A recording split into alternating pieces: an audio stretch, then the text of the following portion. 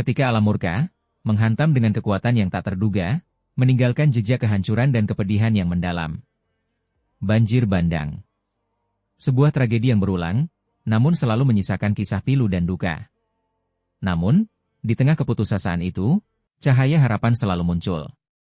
Terwujud dalam wujud manusia biasa yang bertransformasi menjadi pahlawan luar biasa.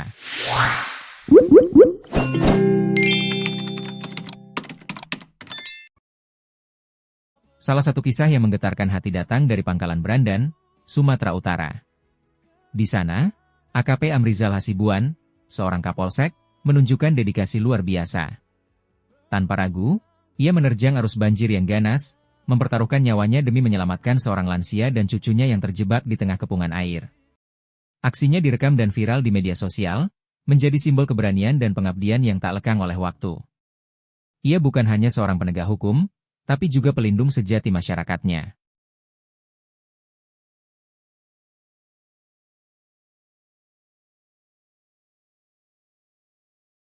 Tak jauh dari sana, di Tapanuli Selatan, banjir bandang juga menyebabkan kerusakan parah, termasuk ambruknya sebuah jembatan vital di Kecamatan Marancar.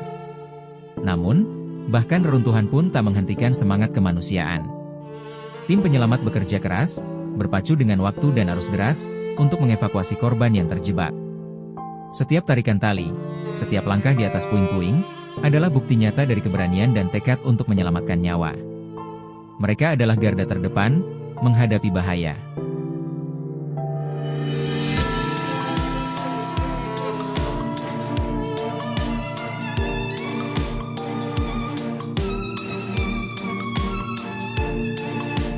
Di Biren, Aceh, tim SAR menunjukkan ketangkasan dan dedikasi luar biasa.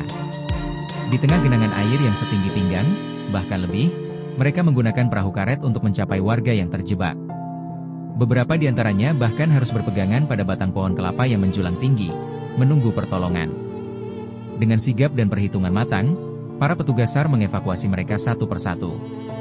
Setiap detik adalah pertaruhan nyawa, namun misi kemanusiaan selalu menjadi prioritas utama.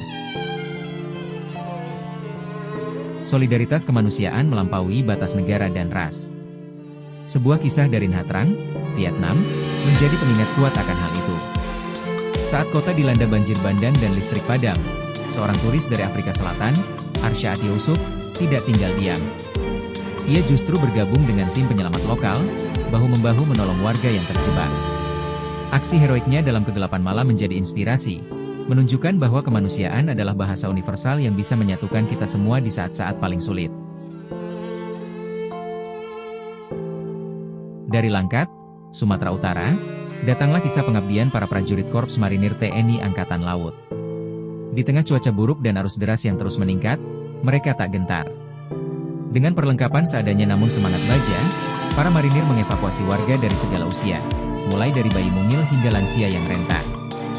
Mereka adalah contoh nyata dari profesionalisme dan kepedulian. Para penjaga negara yang tak hanya berjuang di medan perang, tapi juga di garis depan bencana kemanusiaan.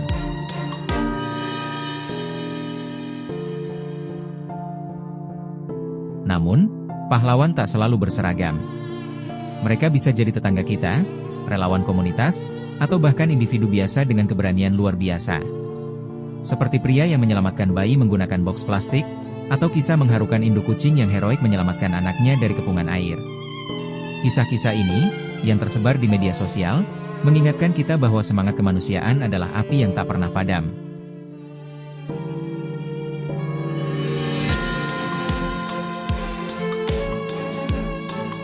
Kisah-kisah heroik ini adalah bukti nyata bahwa di balik setiap musibah, selalu ada harapan. Harapan yang lahir dari keberanian, ketulusan, dan semangat gotong royong. Mari kita apresiasi setinggi-tingginya setiap individu yang telah mendedikasikan diri, mempertaruhkan segalanya demi menyelamatkan sesama. Mereka adalah pahlawan sejati, yang menginspirasi kita untuk selalu percaya pada kekuatan kebaikan. Bersama, kita dapat menghadapi badai terberat sekalipun, dan bangkit menjadi lebih kuat. Berarti kencang kemari ya iya kan?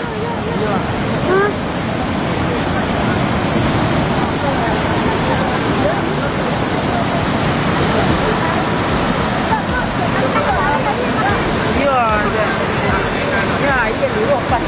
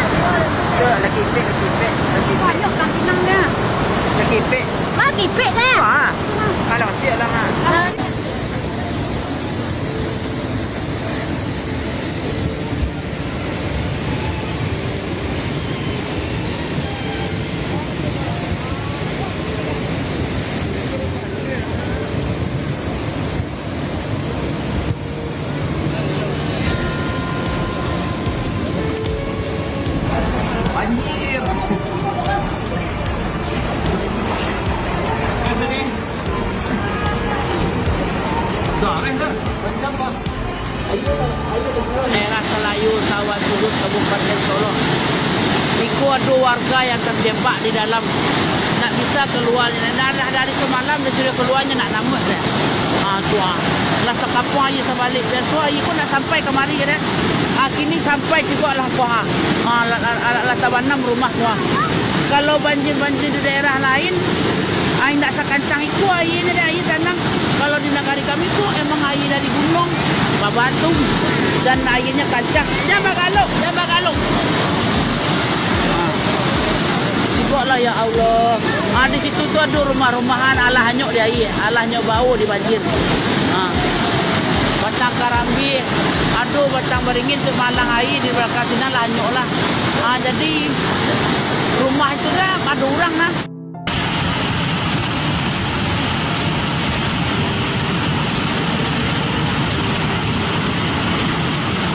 Dua orang nenek terjebak dalam lingkaran banjir bandang Sumatera beberapa hari yang lalu. Satu nenek bertahan di pohon kayu dan satunya bertahan di pohon kelapa. Semoga dua nenek selamat teman-teman.